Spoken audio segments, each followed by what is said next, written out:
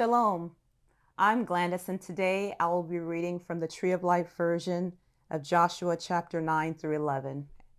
Now, when all the kings who were west of the Jordan, in the hill country, in the lowland, and along the shore of the great sea to the vicinity of Lebanon, the Hittites, the Amorites, the Canaanites, the Perizzites, the Hivites, the Jebusites, heard about it, and they gathered themselves together as a unified alliance to fight against Joshua and Israel.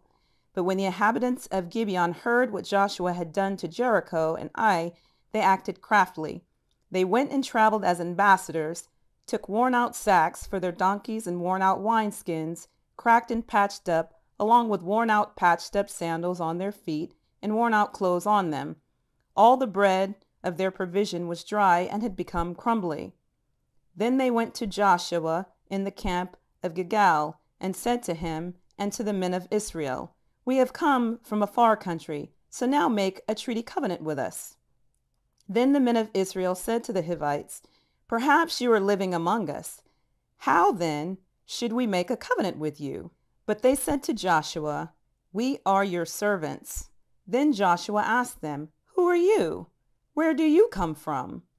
So they replied to him, "Your servants have come from a very distant country because of the name of Adonai your God. For we have heard the report of him and all that he did in Egypt, and all that he did to the two kings of the Amorites who were beyond the Jordan, to King Sihon of Heshbon, and to King Og of Bashan, who was at Ashtaroth. So our elders and all the inhabitants of our country spoke to us, saying, Take provisions in your hand for the journey. Go to meet them and say to them, We will be your subjects. So now make a treaty covenant with us. This is our bread, which was hot when we took it for our provision from our homes on the day we left to come to you. But now behold, it is dry and crumbly. And these wineskins, which were new when we filled them, but now see, they are cracked. Also, these our garments and our sandals are worn out because of the very long journey. So the men of Israel took some of their provisions and did not seek counsel from Adonai's mouth. So Joshua made peace with them and cut a covenant with them to let them live, and the leaders of the community swore to them.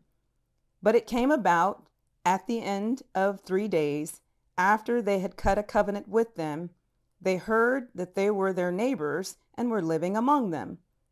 So Bnei Israel journeyed and came to their cities on the 3rd day.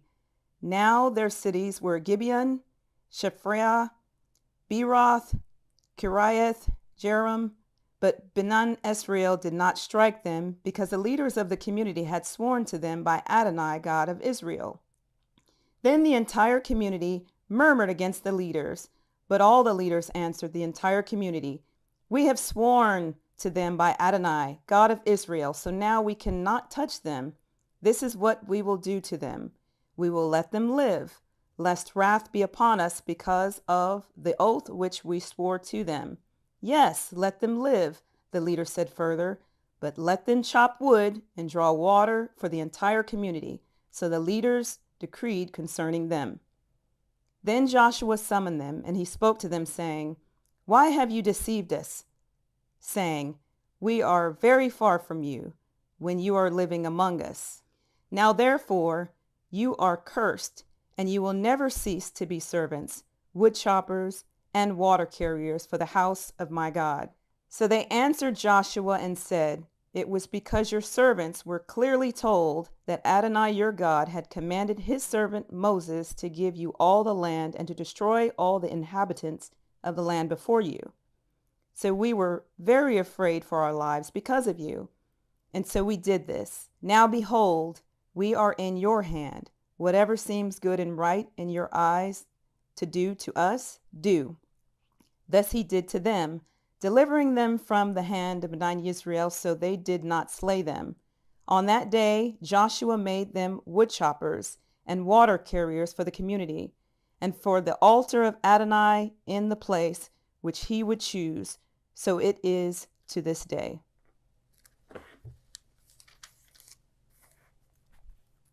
Now it came to pass that Adoni-Zedek, king of Jerusalem, heard that Joshua had taken Ai and had utterly destroyed it, just as he had done to Jericho and its king, so he had done to Ai and its king, and that the inhabitant of Gibeon had made peace with Israel and remained among them.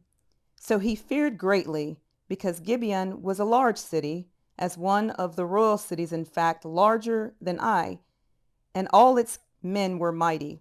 Therefore Adoni-Zedek, king of Jerusalem, sent word to Hoham, king of Hebron, Piram, king of Jarmuth, Japhia, king of Lachish, and Debir, king of Eglon, saying, Come up and help me. Let's attack Gibeon, for it has made peace with Joshua and Ben Israel. So the 5 kings of the Amorites, the king of Jerusalem, the king of Hebron, the king of Jarmuth, the king of Lachish, the king of Eglon, gathered themselves and went up, and all their armies camped against Gibeon and attacked it. Then the men of Gibeon sent word to Joshua in camp at Gilgal, saying, Don't abandon your servants. Come up to us quickly and save us. Help us, for all the kings of the Amorites living in the hill country have gathered against us. So Joshua went up from Gilgal, and he and all the people of war with him, and all the mighty men of valor. Adonai said to Joshua, Do not fear them, for I have given them into your hand. Not one of them will stand before you. So Joshua came upon them suddenly by marching all night from Gilgal. Adonai threw them into confusion before Israel, defeated them with a crushing defeat in Gibeon, chased them by the road that goes up to Beth-horon, and struck them as far as Azek and Makkedah. While they were fleeing before Israel down the descent of Beth-horon, Adonai cast down great stones from heaven on them all the way to Azekah, so they died. More of them died from the hailstones than those Ben Israel killed with the sword. Then Joshua spoke to Adonai on the day Adonai gave the Amorites over to Ben Israel, and said in the eyes of Israel, Sun, stand still over Gibeon, moon, over the Ajalon valley. So the sun stood still, and the moon stopped until the nation took vengeance on its enemies. Is it not written in the book of Jashar? Thus the sun halted in the middle of the sky, and did not hurry to go down for about a full day.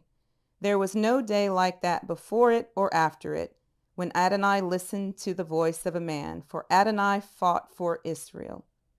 Then Joshua and all Israel with him returned to the camp of Gilgal. Now these 5 kings fled and hid themselves in the cave at Makkedah.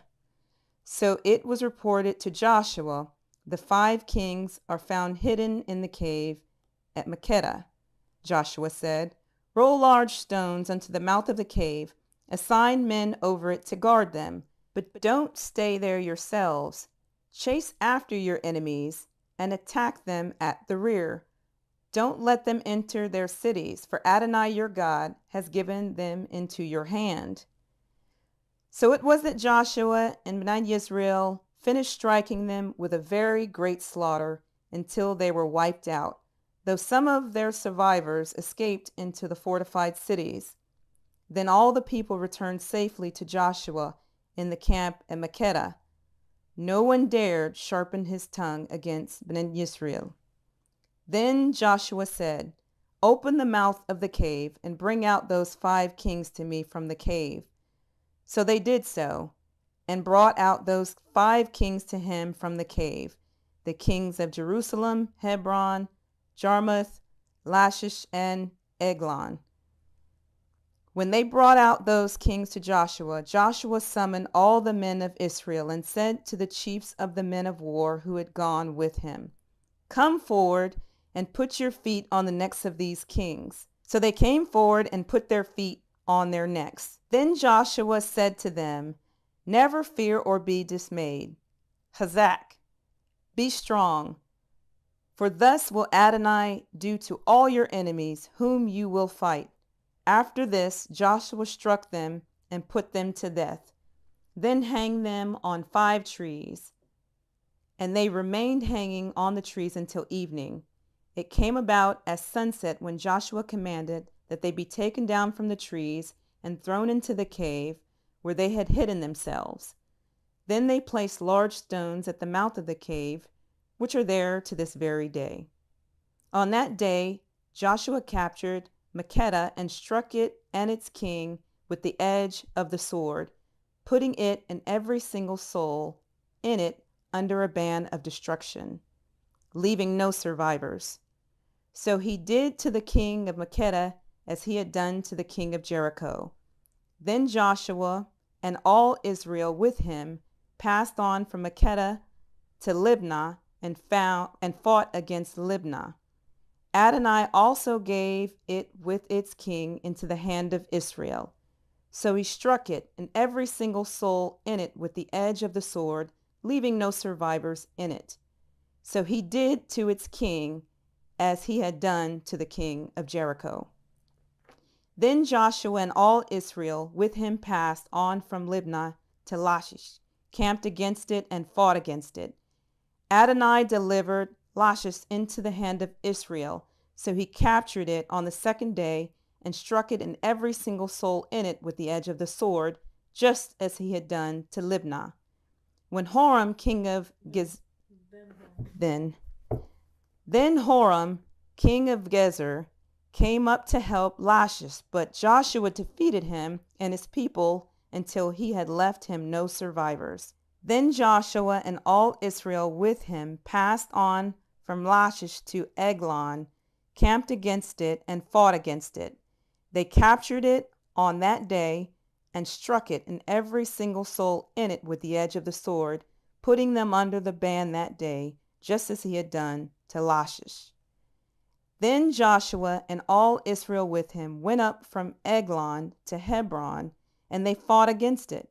They captured it and struck it, its king, all its town, and every single soul that was in it with the edge of the sword, leaving no survivors, just as he had done to Eglon, putting it and every single soul in it under the ban. Then Joshua and all Israel with him turned back to Debir and fought against it. He captured it and its king and all its towns, struck them with the edge of the sword, and put every single soul in it under the ban, leaving no survivors. Just as he had done to Hebron, so he did to Debir and its king, as he had also done to Libnah and its king. So Joshua conquered the entire country, the hill country, the Negev, the lowland, and the slopes. With all their kings, he left no survivors, but he put everything that breathed under the ban, just as Adonai, God of Israel, had commanded. Thus Joshua defeated them from Kadesh Barnea to Gaza, all the country of Goshen as far as Gibeon. Thus Joshua captured all those kings and their lands at a single stroke, because Adonai, God of Israel, fought for Israel. Then Joshua and all Israel with him returned to the camp of Gilgal. Now when Jabin, king of Hazor, heard about it, he sent word to Jobab, king of Madon, to the king of Shimron, to the king of Akshap, and to the kings in the north, in the hill country, in the Arabah, south of Chinneroth, in the lowland, and in the regions of Dor to the west, the Canaanites in the east and west, the Amorites, the Hittites, the Perizzites, the Jebusites in the hill country, and the Hivites at the foot of Himron in the land of Mizpah. So they came out, they and all their armies with them, a multitude, with as many people as the sand on the seashore, with very many horses and chariots.